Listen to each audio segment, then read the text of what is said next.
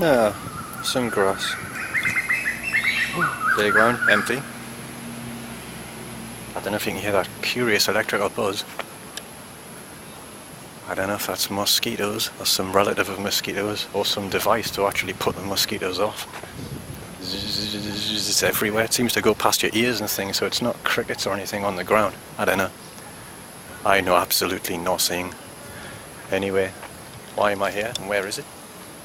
It's bang in the middle of Singapore. All around is a city, which you can probably hear vaguely humming in the background between my words. But this is an oasis, quite literally. And the only reason I headed here, because I'm not really into parks, least of all playground parks where, you know, accusations of Gary Glitter could abound, even in Singapore. I have no idea. I imagine they've heard of Gary Glitter in Singapore, to be perfectly honest. But what have we got? Try and give you a sense of where we are. It's quite a nice little park. But I came a nice little sunset occurring, which I'm not going to see from the vantage point. Over in the distance there, I don't know if you can see that at all, to be honest. See if I can zoom in.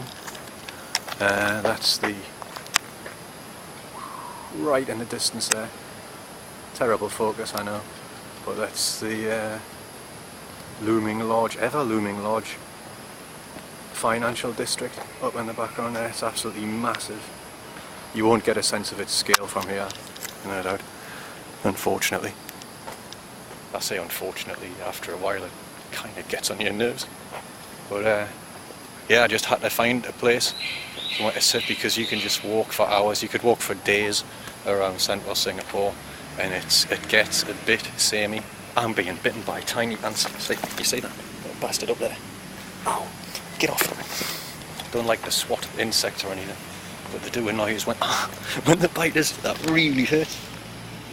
I say it really hurts, it's hardly a bee sting, but you know, it's like someone sticking little pins in you for a laugh. Why am I here? Because I'm into being bitten. No, just you spend so much time wandering around on your own in a bit hustle and bustle-y styly place like that, pardon that crap sentence, and you just start feeling a bit low, a bit the first sort of inklings of a minor depression that cannot really get a hold, because you're on holiday and there's enough to distract you from, you know, how you're feeling on the inside. And it's only brought about by walking around something which becomes so samey, in the sense that everyone's just shopping and eating. You could argue the same thing happens in... They're ganning up me fucking legs. That's... If they start reaching... I've got underpants on today, actually, because I had a feeling something like this would happen. I.e. things crawling up my legs and biting me. Non-human things. I'm starting to have strange thoughts about humans biting me legs. I've stopped having strange thoughts about humans biting me legs. All is cool. I'll just double back on myself. As you probably see over there, there's a nice little, the top of a Sikh temple and all that, you know. A temple filled with, I guess, people with irrational belief systems. But there you go. They build some pretty buildings, you know, in the name of their beliefs. So let it go, you know. They're entitled to believe what they want. It's got nothing to do with me. I'm not really a believer in religious tolerance, because I think that singles out religion as in some way special or important when it isn't. Basically, it's a tolerance of people who have irrational beliefs of any kind, from Santa Claus onwards. And it tends to happen at that Santa Claus age. I'm walking backwards and forwards here. Still, it's cheering me up. You're my company. Bang in the middle of Singapore, feeling alone. Where was I? Oh yeah, Santa Claus. I'm going to see a comedian called Doug Stanhope in a couple of weeks' time, back in the UK. And he used a wonderful term that stuck in my head. Every now and then somebody will say a sentence, doesn't matter if it's someone you know or someone on TV or whatever. Easy. And it just sticks in your head. And he was talking about, I don't know if it was Judaism or Catholicism, and he was just saying how these ideas get put into your head by the parents when you're Santa Claus eligible. And I just thought that was absolutely fantastic, because that is when it all happens, when the brain's a bit soft. But Santa Claus eligible, I don't think I'll ever hear anyone put it better than that. That's Hicksian. It really is Bill Hicks-esque. Or anyone really with a good eye for a 2 or 3 word description of a real phenomenon. Santa Claus eligible. It's cheered me up. I've had to walk out there because those ants are starting to do things to the backs of my knees that's, well, aren't very sexy. So we shall walk this way. Have no idea where I'm going. Exotic bird up there. I'll point at it in the futile hope that you might see some movement.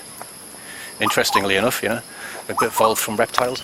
Well, they can detect this movement, but I can't detect them. If they're winning, they win. Here comes a jogger, trying to stay alive longer in the centre of Singapore.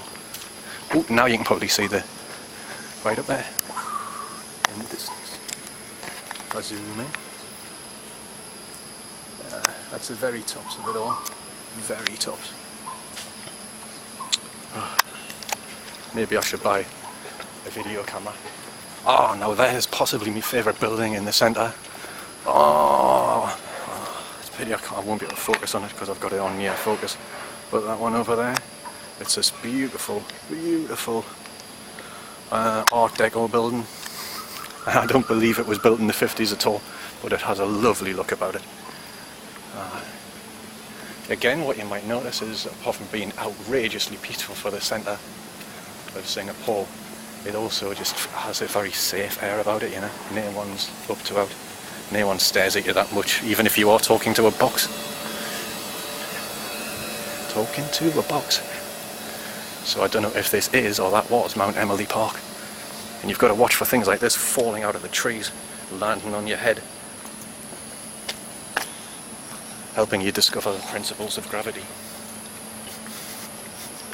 I like it when people say, oh, Newton discovered gravity, as if before that everyone was floating around.